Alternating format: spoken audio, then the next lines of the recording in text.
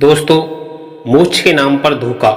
संत कबीरदास की यह कहानी बहुत ही जीवन में उतार चढ़ाव के लिए महत्वपूर्ण है। तो दोस्तों, संत कबीरदास, जिनका नाम भारतीय भक्ति आंदोलन और आध्यात्मिक चिंतन के इतिहास में सुराक्षरों में अंकित है, न केवल उनकी अपनी दोहों की गहनता के लिए प्रसिद्ध थे, बल्कि अपने जीवन की घटनाओं के माध्यम से भी उन्होंने समाज को सत्य, प्रेम और नैतिकता का पाठ पढ़ाया। यह कहानी उनके जीवन की एक ऐसी काल्पनिक घटना पर आधारित है जो उनके समय के सामाजिक और धार्मिक पाखंड को उजागर करती है। यह कहानी मोक्ष के नाम पर धोखा की थीम को दर्शाती है और कबीर के विचारों को केंद्र में रख करके लिखी गई है। कथा की शुरुआत होती है काशी की पवित्र नगरी में। गंगा के तट पर एक विशाल मेला लगा था। यह मेला धार्मिक उत्सव का हिस्सा था, बल्कि यहाँ लोग अपने पापों का प्रायश्चित करने और मोक्ष की कामना को लेकर के आते थे। चारों ओर पंडित, साधु और तांत्रिक अपने अपने तौर तरीके से लोगों को मोक्ष का मार्ग दिखाने का दावा कर रहे थे। बाजार में मंत्रों की गूंज थी, यज्ञों का धुआं उठ रहा था और भक्तों की भीड़ अपने गुरुओं के चरणों में शीश झुका रही थी। इसी मेले में एक साधारण सा झोपड़ा था, जहां कबीरदास अपने शिष्यों के साथ बैठे थे। वे अपने कंधे पर सूत काट रहे थे और बीच बीच में अपने दोहों को गुनगुना रहे थे। उनका एक प्रिय दोहा था, मन ना रंगायो रंगाए, रंगाए रंग में डूब, सच्चा रंग रब का है, बाकी सब है झूठ। तो कबीरदास का यह दोहा सुनकर के कुछ लोग रुककर उनकी बातें सुनने लगे, तो कुछ उन्हें एक साधारण जुल्हा समझकर आगे बढ़ जाते हैं। लेकिन कबीर को इसकी परवाह नहीं थी कि वे केवल सत्य की खोज में लगे रहते हैं और दूसरों को भी उसी मार्ग पर चलने की प्रेरणा भी देते हैं। पाखंडी बाबा का आगमन मेले में एक नया हंगामा मच गया था। पाखंडी बाबा आया था। एक तथा कथित महान साधु, जिन्हें लोग मोक्ष नाथ बाबा कहते थे, काशी पधारे थे।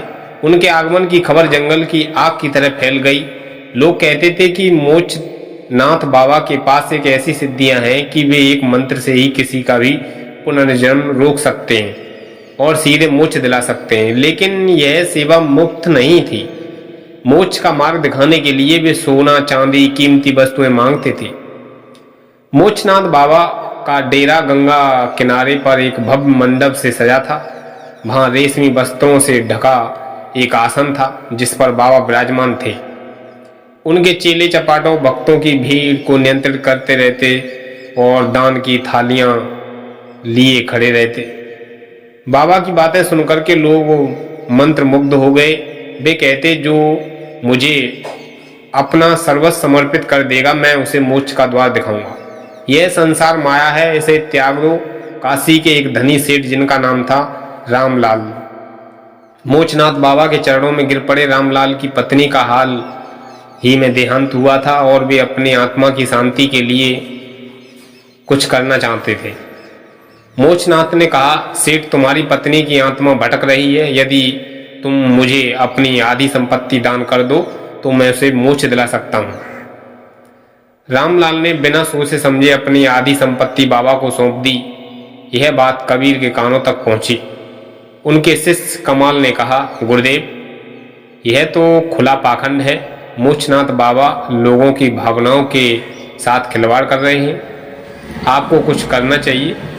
तो कबीरदास मुस्कुराए और बोले, कमाल, सत्य का प्रकाश झूठ के अंधेरे को स्वयं मिटा देता है।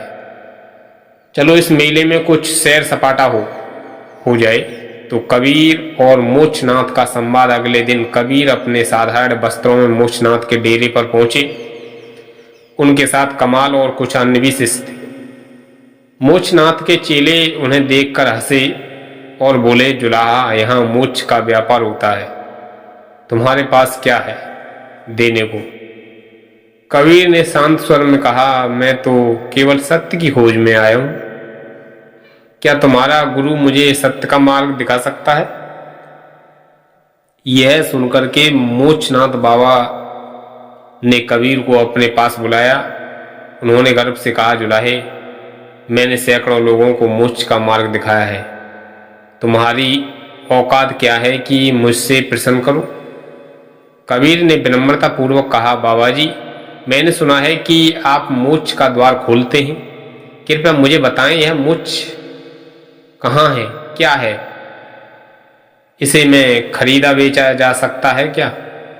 मोक्षनाथ बाबा ने कबीर को नीची नजरों से देखा और बोले, मोक्ष वह है जहाँ आत्मा जन्म मरण के चक्कर से मुक्त हो जाती है, और हाँ, इसके लिए दान पुण्य आवश्यक है, बिना दान के मोक्ष नहीं मिलता है।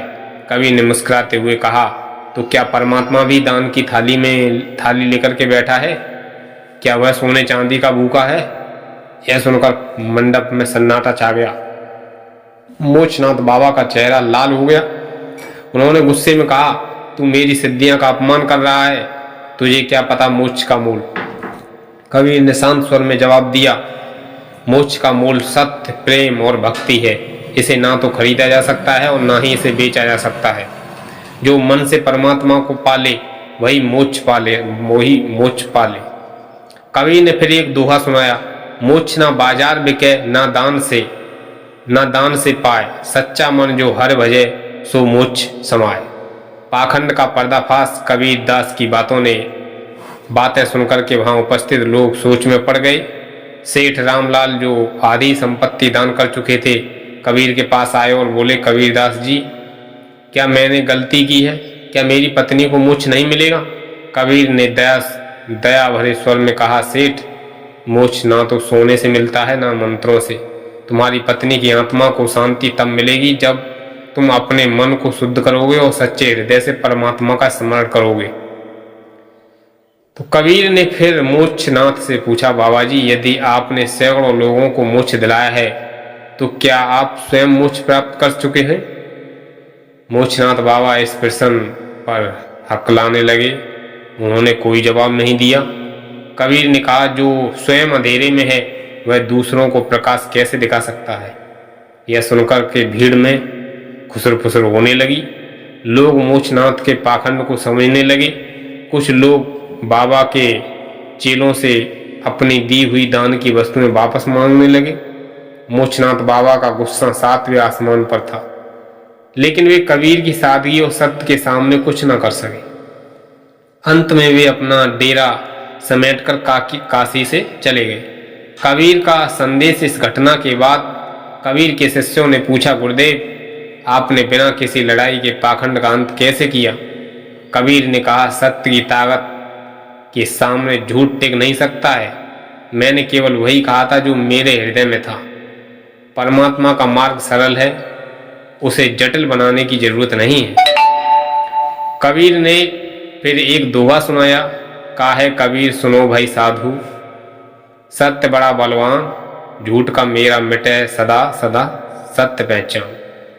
इस कहानी के माध्यम से कबीर ने समाज को यह संदेश दिया कि मोक्ष का रास्ता कोई जटिल नहीं है। यह ना तो धन से खरीदा जा सकता है, ना ही पाखंडी बाबाओं के चरणों में पड़ने से खरीदा जा सकता है। सच्चा मोक्ष तो वही है जो मन की शुद्धता, प्रेम और परमात्मा के प्रति सच्ची भक्ति से प्राप्त होता है। तो दोस्तों, यह कहानी आपके लिए कैसी लगी? आप अपनी कमेंट बॉक्स में राय जरूर दें। तब तक के लिए धन्यवाद। ऐसे ही मिलेंगे अगली कहानी में।